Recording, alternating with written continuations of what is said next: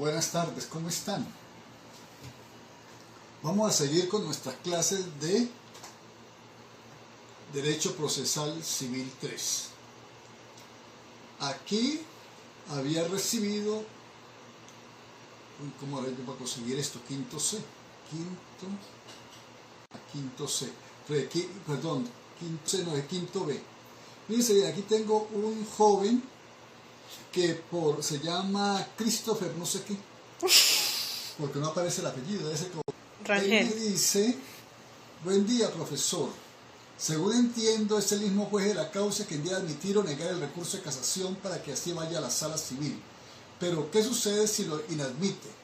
¿Se puede apelar de esa decisión o existe otro mecanismo para la revisión de la negativa de admisión? Esa es una pregunta, pero creo que en quinto C existía otra pregunta. ¿C será esta? Ajá, en quinto C existían acá, para ver qué, dos preguntas. Ajá, en quinto C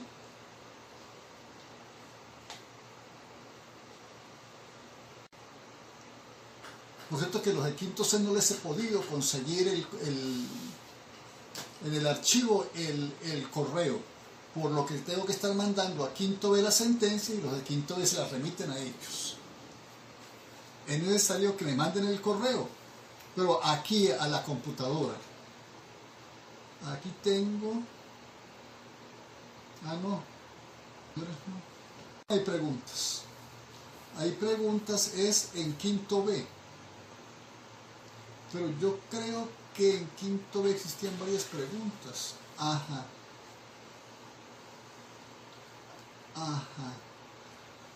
aquí está, niña, sí hay varias preguntas en quinto B. Fíjese que esta niña, que se llama Patricia Pérez, me pregunta: buenas tardes, profesor, cuando hable de los 40 días que empiezan a correr luego que llegue el expediente, ¿esos se computan por días hábiles o continuos? Primera pregunta. Yo le escribí por 10 continuos. Y ella me dice: gracias, ahorita les voy a explicar. Aquí hay un alumno que me pregunta dónde está establecido el requisito de la excedencia de las 3.000 unidades tributarias. ¿Qué recurso hay en contra de una eventual decisión del juez que niegue el recurso de casación? Este es el señor Alexis Chacón. Y este señor Christopher D.C. Ramírez me hace la misma pregunta: ¿quién debe admitir o negar el recurso de casación y qué pasa si se niega? Ahí les mandé varias sentencias. Específicamente le estoy mandando dos sentencias. En el enunciado, las sentencias los orientan a ustedes sobre lo que resuelven. Está para ver el 314.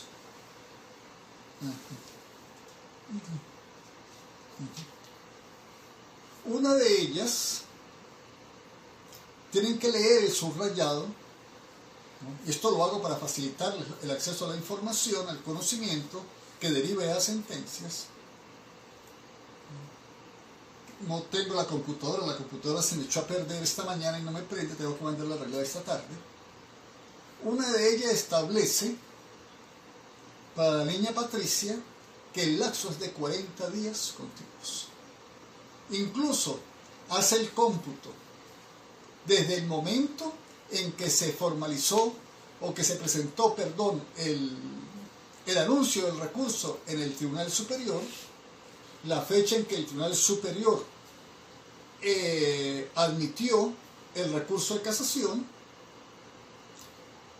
el término de distancia que existe entre el lugar del Tribunal Superior o la sede del Tribunal Superior y la ciudad de Caracas, donde está el TCJ, y entonces la sala hace el cómputo y dice hasta cuándo o hasta dónde era posible formalizar el recurso. Los días o los 40 días de formalización, como los días del término de distancia, se computan por días continuos. Yo les pido que lean esa sentencia.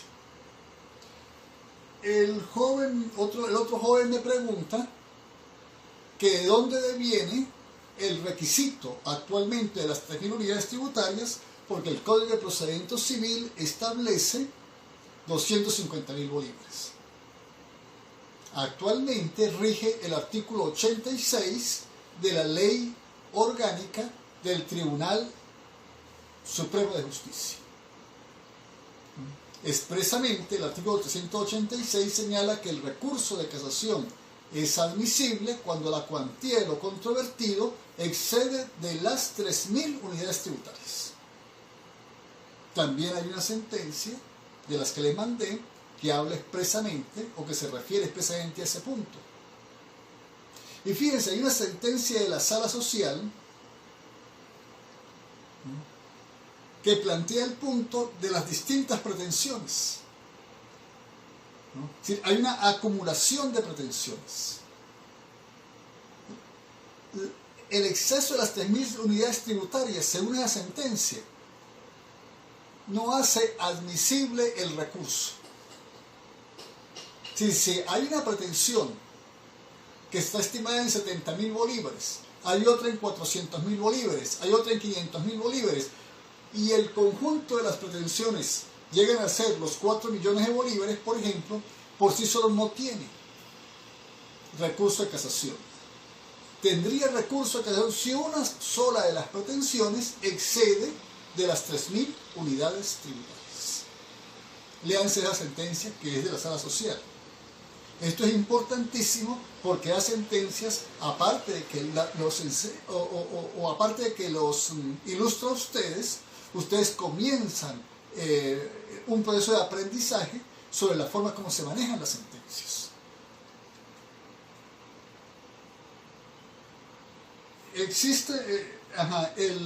Otro joven me preguntaba dónde se interpone el recurso.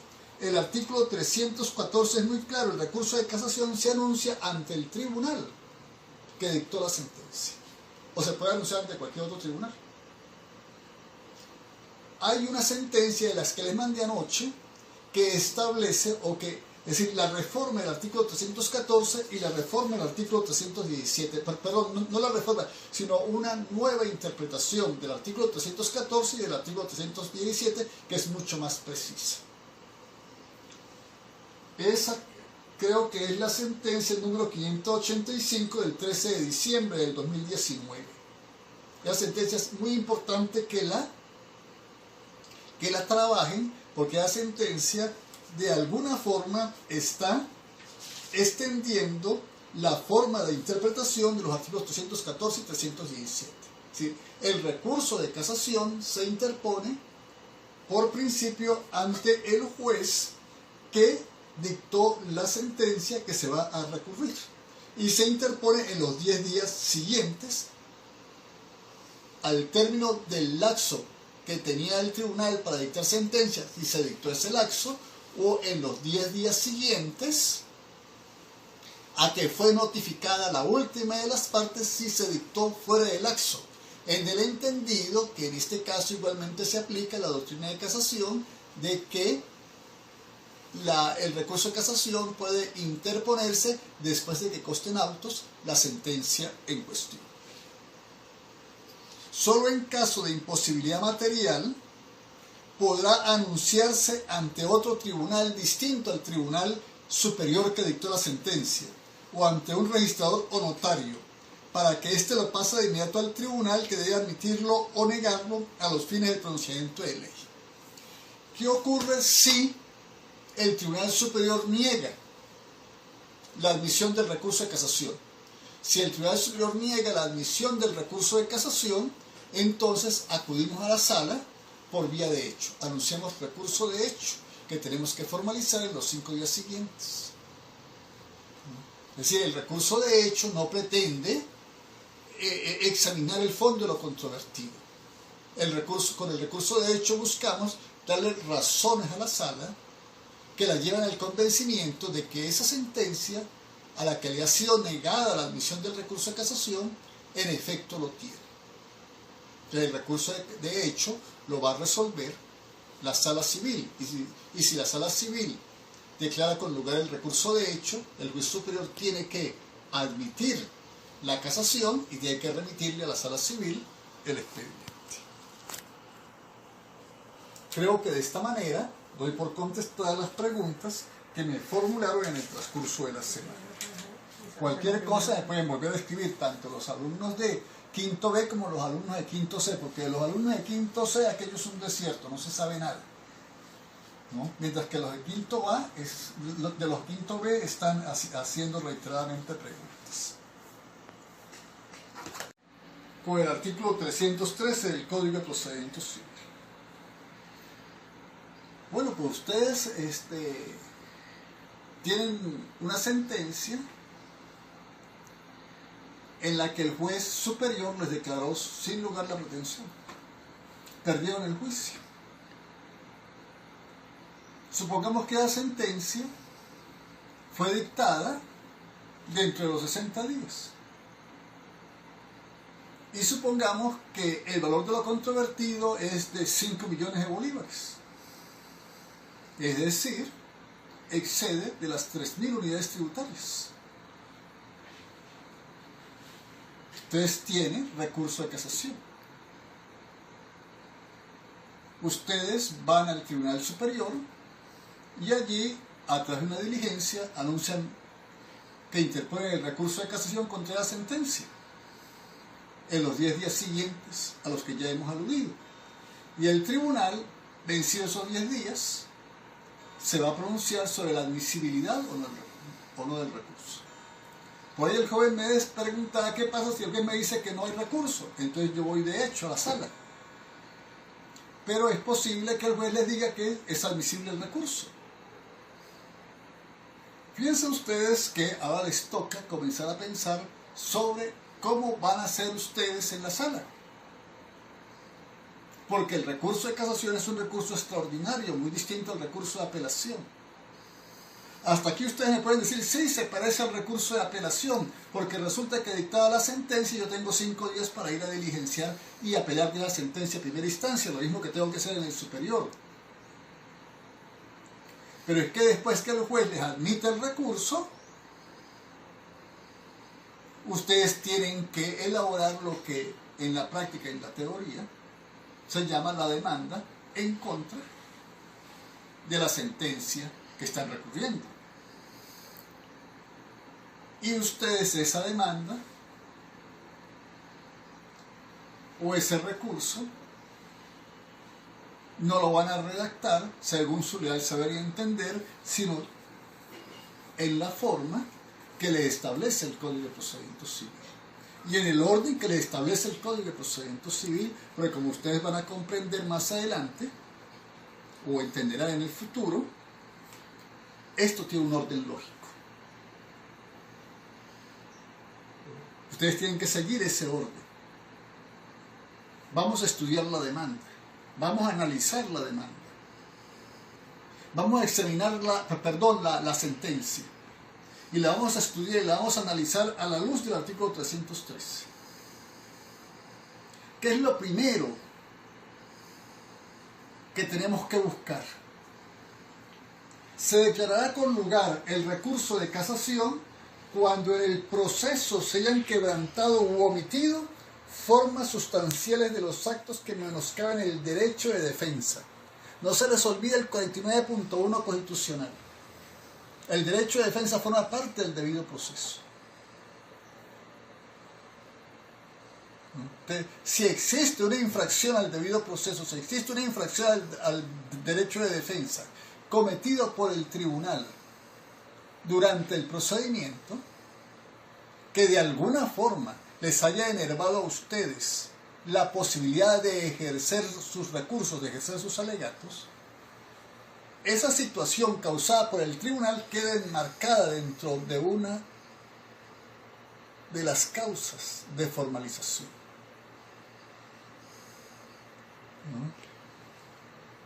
Igualmente, cuando en la sentencia no se hubieran cumplido los requisitos del 243, si se ha infraccionado el artículo 243 del Código de Procedimientos Civil, fíjense ustedes que no es admisible el recurso de casación porque se haya infringido el 243. La infracción del 243 es materia de la formalización, pero no es materia de la admisibilidad del recurso. Entonces vamos a examinar si el juez cumplió con los términos del requisito 243. Esto es, si cumplió con los requisitos intrínsecos del libelo de la demanda. Ustedes ya manejan ese artículo 243. Y aquí es muy típico que en algunas oportunidades el juez haya incurrido en inmotivación. O cuando adoleciera de los vicios enumerados en el 244.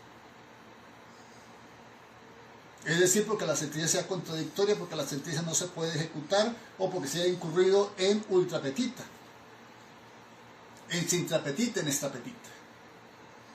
Porque el juez haya dado más de lo pedido o menos de lo pedido. Todos conocemos ya el 244 y no voy a leer ni el 243 ni el 244. Eso queda a carga de ustedes, ¿no? Siempre que contra dichos quebrantamientos u omisiones se hayan agotado todos los recursos o que la omisión o quebrantamiento lesionen el orden público. El problema del orden público no está ya como causa de admisibilidad del recurso. La violación del orden público es motivo de formalización.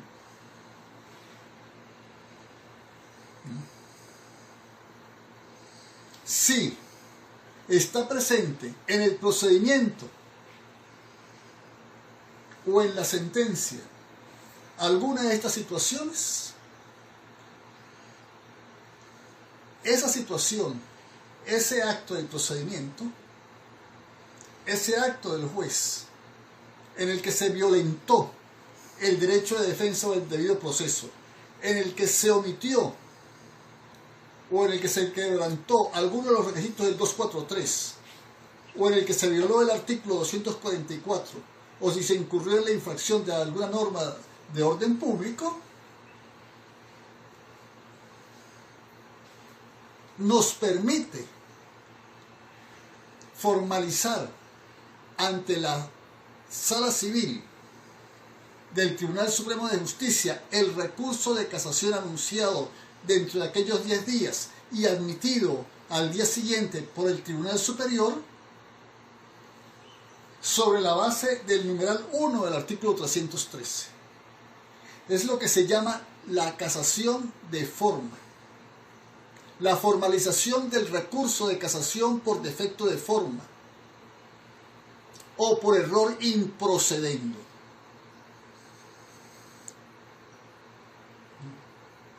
Ustedes tienen que denunciar la existencia del vicio correspondiente e indicar en el escrito de formalización en qué parte del procedimiento o de la sentencia se incurrió en ese vicio y por qué se incurrió en ese vicio y cuáles son las normas que al incurrirse en ese vicio violentó el juez.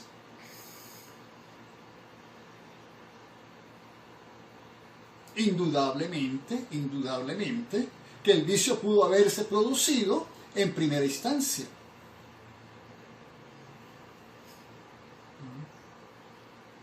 Y si el vicio se produjo en primera instancia, usted tenía que haber agotado el recurso. Porque si el vicio se produce dentro del procedimiento o se produce en una interlocutoria, usted tenía contra esa interlocutoria que anunciar recurso, caso de que la misma fuese capaz de hacer estado. Si usted no anunció recurso contra esa interlocutoria, pues, es decir, el vicio ya no va a ser materia de formalización, porque la norma es muy clara. Sí, existe el vicio, pero usted agotó el recurso. Ahora bien, debemos tener mucho cuidado, porque pudo no haberse convalidado el vicio. Si el vicio no se convalidó, todavía, en mi opinión, puede ser materia de la formalización. Por ejemplo, no hubo citación. Si no hubo citación, ahí tenemos un vicio que afecta directamente el debido proceso y el derecho de defensa. Pero ¿qué pasaría si no hubo citación y usted se incorporó al procedimiento, actuó, presentó escrito de pruebas y siguió el procedimiento? Y usted no denunció el defecto. ¿No lo habrá convalidado? Usted siguió litigando.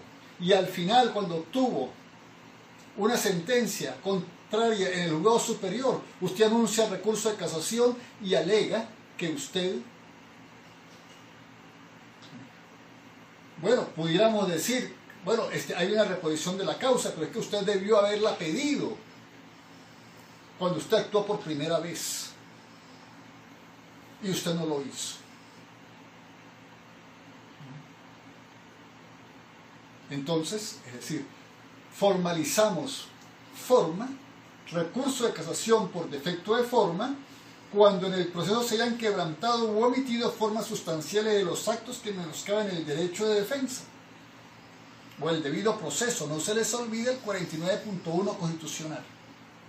A ver, me promueven unas posiciones juradas y me notifican de las posiciones juradas y me notifican que las posiciones juradas debo de absolverlas al día siguiente y no me dan término de distancia y estoy domiciliado en Mérida. Al día siguiente y no me dan término de distancia y estoy domiciliado en Mérida. Indudablemente que se está violentando el 49.1, porque tienen que darme un lapso suficiente y tienen que darme el término de distancia. El término de distancia para poderme trasladar desde Mérida hasta San Cristóbal y un lapso suficiente para poderme preparar para las posiciones juradas. Por ejemplo, 3 días.